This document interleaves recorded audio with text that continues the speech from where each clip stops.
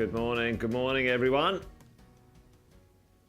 I hope you're all awesome and well. Hey, good morning, Alison, Brendan, Bapinda, Nicole, Graham, Chris, Hardik.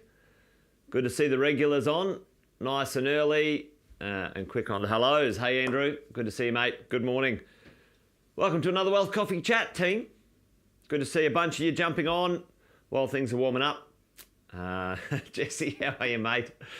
Yeah, had a pretty good weekend, Hardik. Thank you for asking, mate. Hopefully you did too. Hopefully wherever you were, chilling at home, hanging with the kids, the missus, the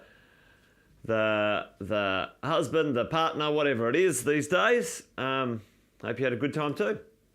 Anyone who's new, hello to you. The regulars are here, like Simon and Tanya and Margaret and Harami, Cara and Elise, but anyone who's new, Jason Witten's my name, as it said there before. Been property investing over 20 years, coaching property investors across Australia and New Zealand for a fairly long time, over 18. Along the way, we learn a few things. Still going, strong. And each morning we get together with some crazy crew, maybe just like you, talk about real estate, talk about investing, talk about all that sort of stuff. So if you're brand new, if you're new, you stumbled by or you've just joined our mentoring and coaching program, welcome. Give us a shout out in the chat. Let us know where you're from and what you're up to. Hardik drove from Adelaide to Melbourne. Hey mate, that must have been a bit of an interesting road trip. I don't mind a road trip myself, but there you go. Hey, listen, this morning I thought, team, with our Wealth Coffee Chat,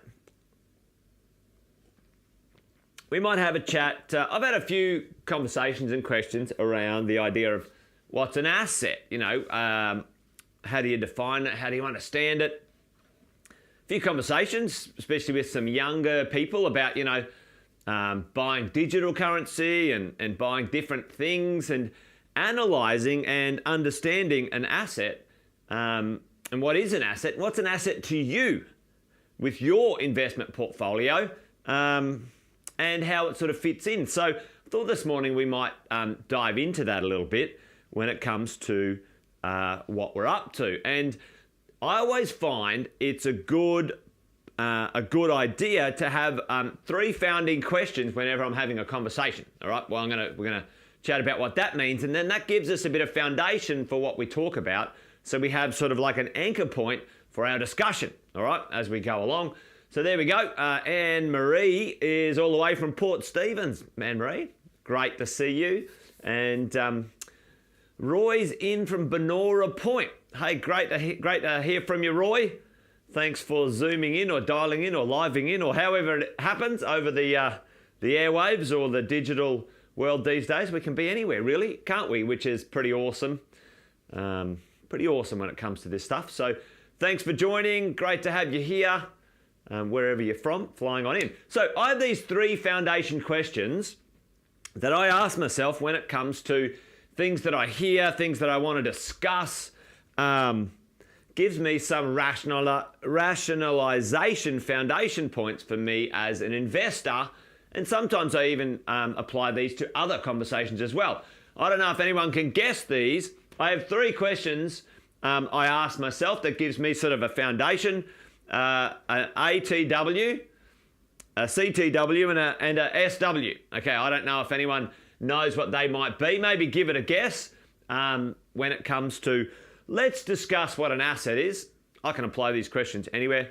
Let's discuss what an asset is. Let's discuss what you and I might define as an asset to us. So that keeps us kind of like in a runway, a lane when we're making decisions about our outcome, our assets, our future, okay, as we go. So the idea for us as property investors, most of us are buying properties to own for income in the future, which is rental passive income in the future, okay? So chuck it in the chat right now. If you know a few of the sayings around here that we have, and one of them is about this concept of in the future, our properties are an asset that we want to create an income for us, okay? An income for us. So how do we maybe discuss that this morning? We're going to sort of dive into that concept, because all of us, as we think about what we're doing, buy well, never sell. Absolutely, Andrew. That is the prime one. We need to set up a baseline of conversation. Ownership and keeping forever is my conversation. It's a marathon, not a sprint. We're going to go the distance. Today's conversation is not about buying and selling. I believe that's actually business activity. That's a trading activity. It's not an income, asset, ownership, wealth activity. So I'm talking about that as we go along. So there's a few of the regular crew who are all over it. All right. So what does this look like? We're going to ask ourselves a question, and we're going to try and answer it. But we're going to have these three foundational pieces in place as we go. What's an asset? And we're going to say, all right, well, in the definition, according to who? According to who? Okay, what's an asset? Well, according to who? This is my opinion, based in some experience and understanding about what I want to try and achieve and what I've been helping property investors achieve. So that's who it's according to, Jason. Now, it might be a different definition for someone else, but I'll give you my rationale around that in a moment. Okay, the next foundational conversation or question in my head is like, okay, who, according to who, whose opinion, and all right, compared to what? Okay, you can't have an isolated question. Oh, an asset's a grapefruit. Well, and you tell me all about how great grapefruit are, but we're not comparing it to a baseline or compared to what? So we'll have a crack at the compared to what as well. And then last but not least, I always have this question in my head. Fantastic, grapefruit are wonderful, but for me, I also ask myself the question, so what? Does it matter? Do I need to know? Does that form part of my future, or boom? Yeah, Alison, and so what? Yeah, perfect. Good work, Laura. And so what? You know, these are the things that I use often to rationalize these conversations. Oh, the interest rates are going up. Okay, well, this is an interesting one going on. According to who? Well, according to the media, according to the banks. Okay, compared to what? Okay, well, the interest rates are 2%. If they go to 3%, really? So what? All right? So we have this conversation with ourselves as we go along. So that's what I want to talk about this morning. And we might dive into the idea of, let's do a little rationalization test when it comes to understanding assets. All right? For me, this is the Jason, the according to who? According to Jason. According to some of my experience, sharing it with you guys as property investors. How do we build a core wealth of property value for us to be able to have wealth and income in the future? All right, we're going to do a low, medium, high kind of conversation here when it comes to this this kind of matrix. And this could be endless, but I've just put in here today, cash as an asset. I've heard cash as an asset, right? I don't think cash is an asset at all. Residential real estate. Now, I'm not putting in industrial or commercial. I'm just putting residential. A share portfolio, which you're buying from the stock market, and digital currency. We're going to do 4 rationalizations here and have a bit of a conversation about what that means. All right. So get ready in the chat. Tell me right now, low, medium, or high. If you have cash and it's in the bank, what type of return, what type of definition or classification would you say? Low, medium, or high? I probably should put a 0 down there, but tell me right now in the chat, if you have cash in a bank account, or you have cash stored somewhere, if you have cash stored somewhere, what type of income will that create for you? Yeah, and it's low, okay? Matter of fact, team, in reality, if you take into consideration inflation, then the return on cash is going backwards. Boom, Nigel. Yeah, you're dead right. Nigel's all over it. It's negative CPI. So today we're going to do low, and you know, most of us know that if cash sitting in a bank account is being offset, well, compared to CPI, you're going backwards. You guys know this. Cash is trash, right? And a bank account should be called a losings account, okay? Brendan, boom, absolutely. If it's sitting in the offset account, yes, it can absolutely be much more beneficial. Sadly, Brendan, unfortunately, most of the general population don't know about that, and the lenders and the banks don't want you to know about it either, okay, as we go along. And Brendan, as you think about it, you know, if your interest rate is 2% now, wow, okay. When the interest rates were like 5 and 6 and 8%, 7, 8%, money in an offset account was the cheapest, easiest, low-risk money or cash return you could ever get. But now interest rates are so low, it starts to become a bit of an issue. So, but it helps absolutely, Brendan, 100% if it's attached to an offset account. So growth with cash, again, let's go through here. I would sort of say compared to other asset classes, you know, cash can have low growth. It'll have no growth or zero growth if it's cash in your own currency just sitting there. But, you know, you might buy other cash. We're not going to talk about that, actually, as we go. Any tax benefits of storing cash? No. There's low to no tax benefits. Can you get any leverage out of cash? No. Very little, low to no. And volatility, well, the volatility is low, but that actually, for some of us, is a good thing, right? So it's low, but if we go through this, we go, that's not great, that's not great, that's not great, that's not great, but this one's okay, okay? Let's have a look at that. We might give that a green tick, and we go, okay, that was okay. Everyone cool with that? But for me, that is not good enough, okay? So let's have a look at this, team. Let's look at residential real estate. Can we create an income out of it? Yeah, compared to cash. So the income compared to cash, I would give that a medium. Hard exit in there, right? So let's go medium. Growth in real estate, ownership growth. Again, I'd give it a medium. Tax benefits in real estate.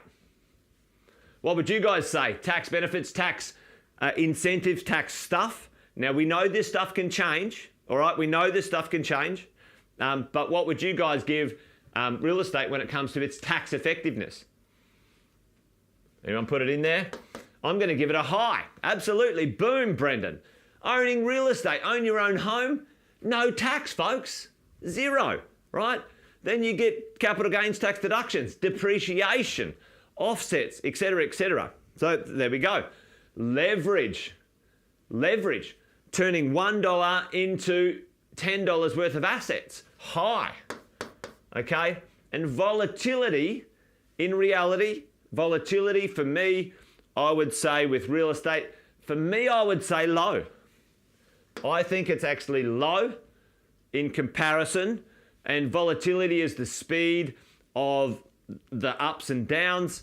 In my head, I would say low. So for me here, I would give this a pretty good boom, boom. I'd give it ticks all around. Now, I'm very real estate centric when it comes to the world of investing. You too might be. But then when we think about the idea, when it comes to this stuff, think about that as we go along, all right? Now, shares. Now, I want to do a definition here because the cheeky financial planners say to you, oh yeah, no, the return on shares is like 10%. And I'm like, okay, well, is that the dividend, which is the rent from the shares that you own? Oh no, the dividend was 3%. But we bought and sold, all the growth of that was included, and that's the total return. So that's according to what? Compared to what? Bullshit. Okay, let me tell you. Okay, so when we're talking about this, the ownership of shares, long term, buy well, never sell. I would put medium income. I would put medium income in there. Okay. Again, I would put medium growth for most long-term bought blue chip stock portfolios. Quite good over the long term. Fantastic. Tax benefits, I would put in there medium, okay? As we go as well. It doesn't have depreciation and other things as we go. And then leverage, I would put in there medium.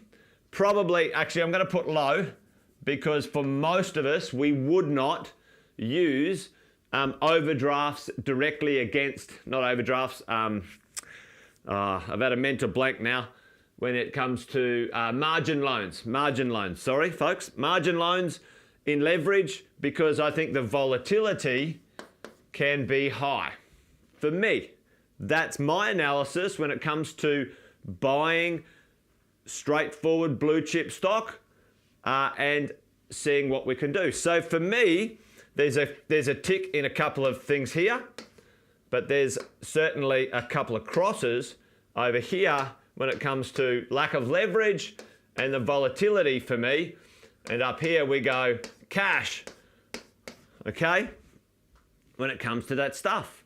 So, and we're doing this analysis for ourselves going, okay, well, where do we put some of our money? How do we allocate our assets? You know, rationalizing you and your wealth as an investor into the future, and understanding these pieces are important for you to rationalize and make decisions based on what you're going to invest in, okay, as we go along. Now let's look at the next one, okay, digital currency, okay. Now, I'm a big fan. I think digital currency has a future, or digital fiat stuff has a future.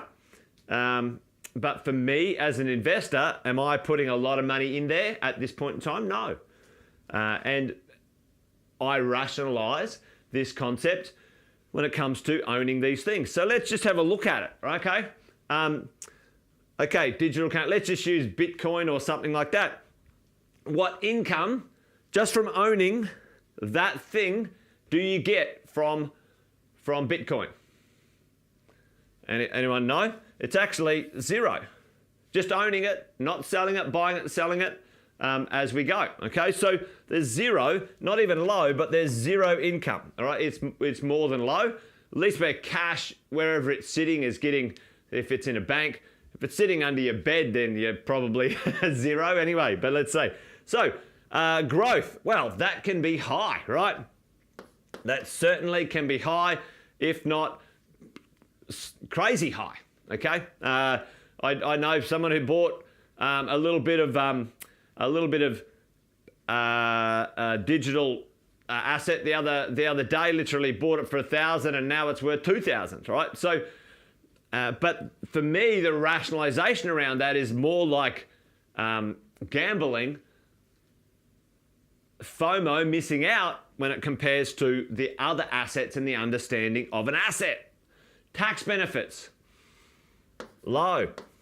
We don't know yet. It's certainly some pretty interesting things at this point in time. A bit misunderstood, not as commonly understood as everywhere else. Leverage. So just own it. Can you go to the bank and get a loan against it? Low. No. Okay. And volatility. High.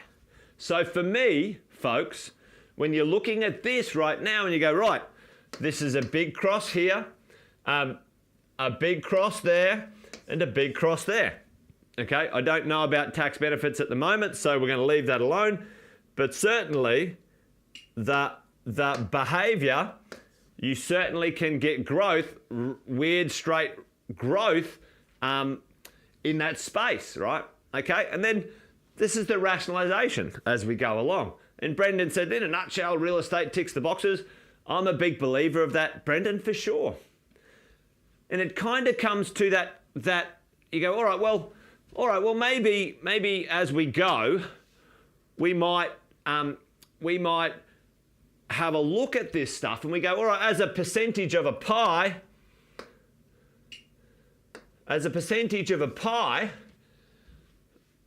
and we might have a profile where we like to invest, you know, maybe for us, we might have, you know, 80% to 90% in some of that simpler stuff, let's say in property and some shares, let's do that. Let's go to kind of like, for me, this is how it sits for me. You go, all right, well, 80% in real estate. We've got some shares and then we've got some other stuff. Now, this might be, 15%, and then that might be 5%. So if you wanted to get some exposure, let's say, and learn about digital currency, but you didn't want to blow your world up, maybe that's how you do it. Put a small amount of dollars in and get to learn that sort of thing. So hopefully that makes sense today, because I always hear these conversations about, should I buy that asset? And if you bought, let's say, digital currency, or you had cash as your asset, it doesn't add a lot of value to your ability to borrow and other things. Now, as you go along the way. Yeah, the whiteboard's pretty cool. Shahandan, thanks, man. So, all right, folks. Well, that's about it today. Remember, according to who, compared to what, and so what. All right. Maybe today was a so what. Maybe like, so what, Jason? I get it, but so what? Or today was like, okay, compared to what? Compared to real estate, cash is rubbish. Compared to shares, cash and shares might work for you, whatever it is.